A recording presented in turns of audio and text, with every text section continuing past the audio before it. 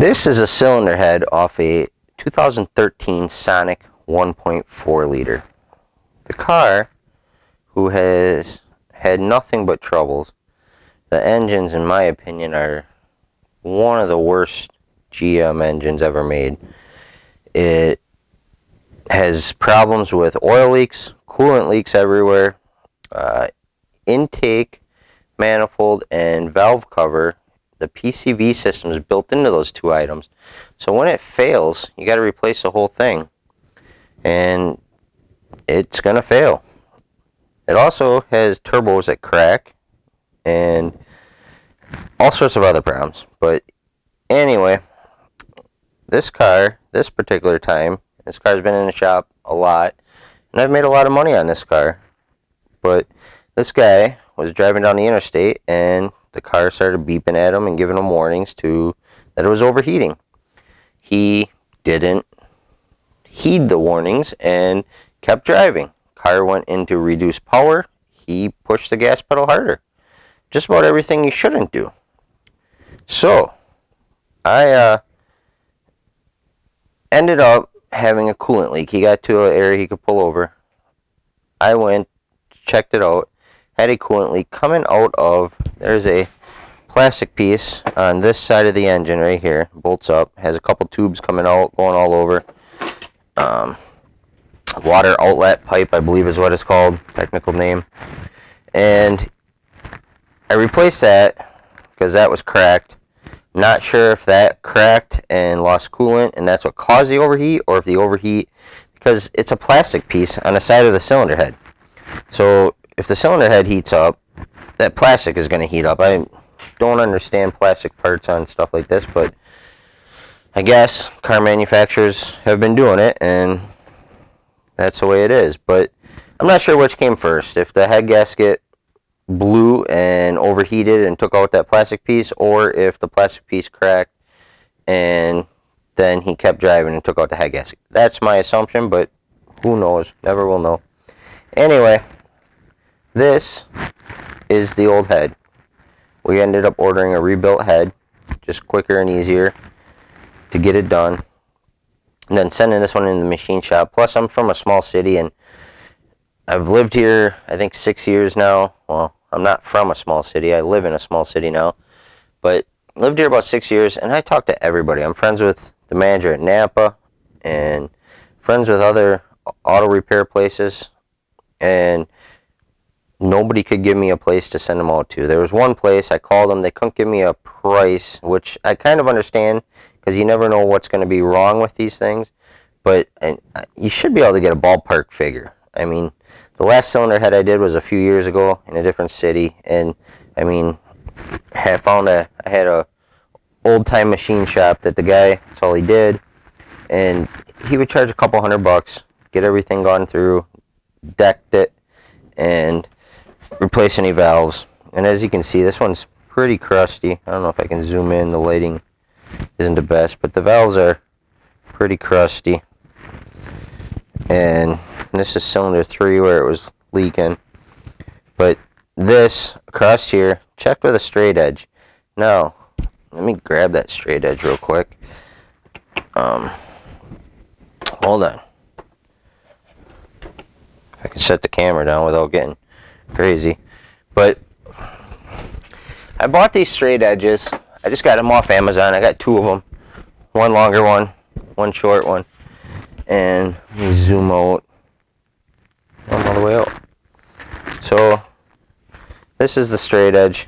These end caps come off, but this edge is guaranteed to be within 0.001 thousandths of an inch. And just basically put it on, stick feeler gauges under there, check it at different angles, see what happens. I had 0.009 thousandths of an inch gap in the middle here with touching on the end. So cylinder head was warped, needed to be decked, and by decked means they shave this down perfectly flat. The new one came perfectly flat.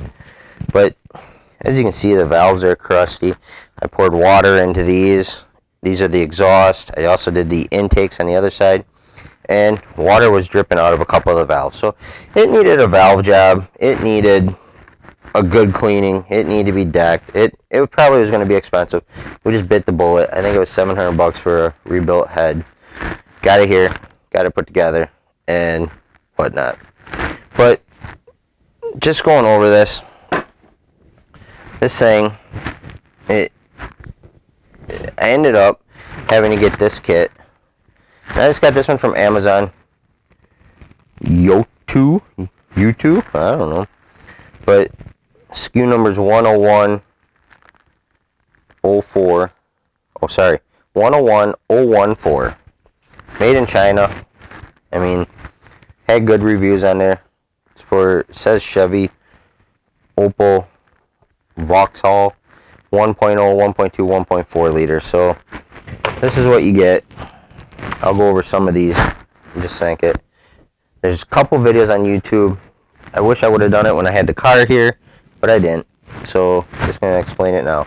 So back to the cylinder head. Had an oil leak after I fixed the coolant pipe on that side. So oil leak was on the timing cover side, coming out somewhere. I couldn't exactly tell where. So I pulled the wheel and I saw coolant also, a couple drips, not much. I wasn't sure where that was coming from yet, but with all the problems that this car's had, I decided to just go ahead and do a combustion leak tester. Now this is backwards so I can open it and flip it around for you. This is the UView 56000.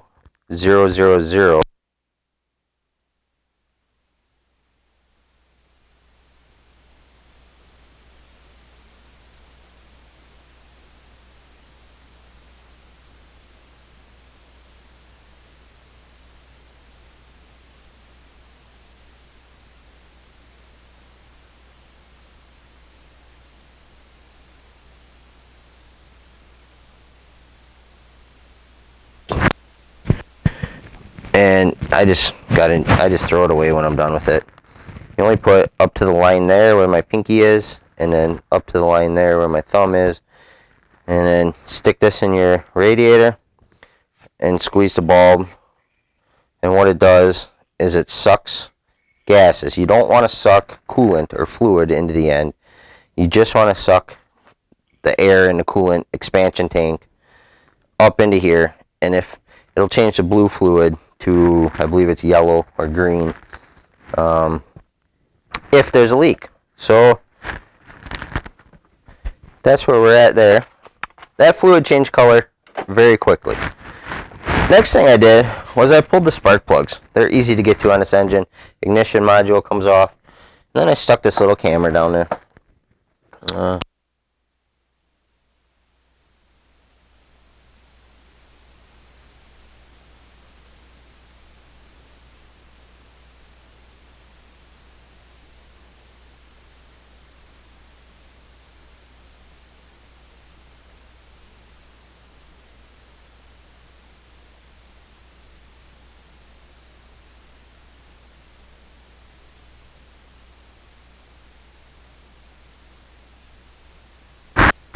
Here's this kit, and I'll go over just a little bit. I can show you some on this cylinder head, how it works, but basically this big plug, there's a hole in your cylinder, in your engine block actually, that you unscrew a plug. The plug is just bigger than this, probably about 3/4 of an inch to an inch, and it's in the front of the engine, so kind of just below the AC compressor. Unscrew that, rotate your crankshaft to top dead center, and this goes in, and this will actually bottom out right there. Got to make sure it's bottomed out. Sometimes it takes a little forcing.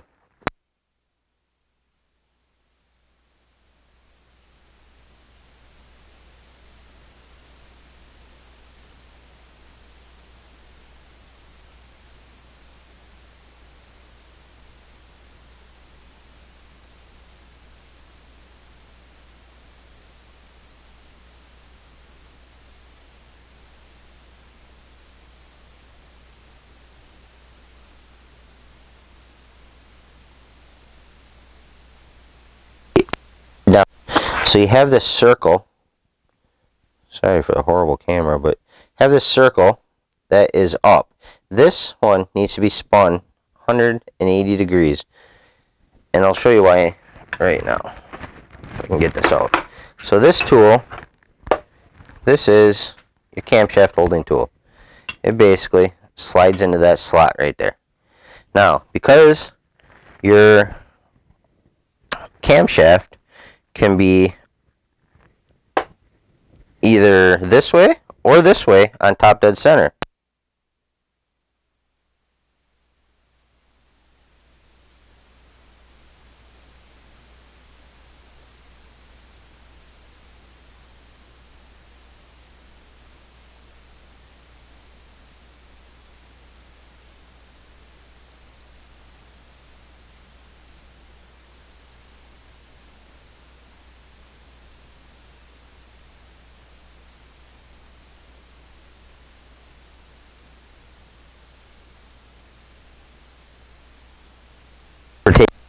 And these are little pins sticking a tensioner.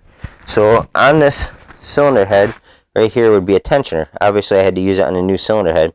But on the timing cover, there's another little plug, about 1 inch, that you unscrew and stick the pin in. So what you do is you take a wrench, put it on here, and just pull that back just a little bit to release the tension on the chain, and then you'll be able to stick your pin in there and lock that.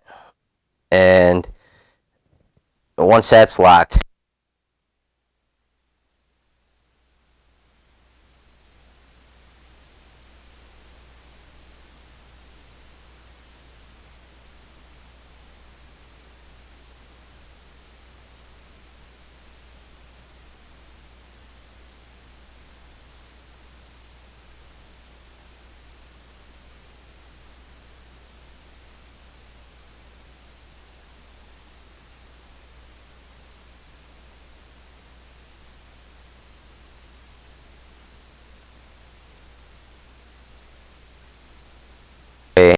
more than one way.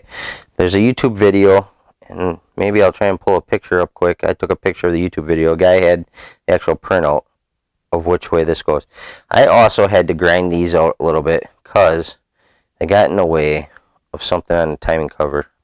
Don't remember exactly what, but there were some bumps there, and you had to grind them out so it would sit flat all the way.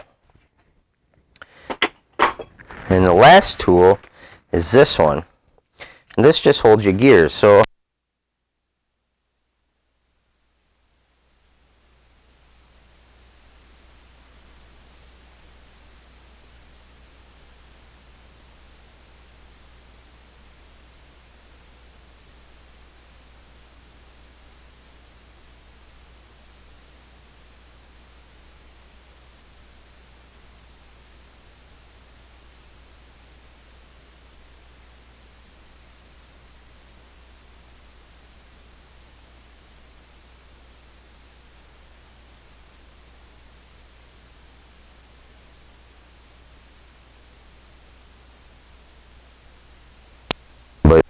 hopefully this explains a little bit about any questions you might have. It really isn't complicated. Watch this video, watch other YouTube videos. You can Google 1.4 liter timing, and there's lots of stuff out there, but I just wanted to make this quick video showing my process, my ordeal with this cylinder head and blown head gasket.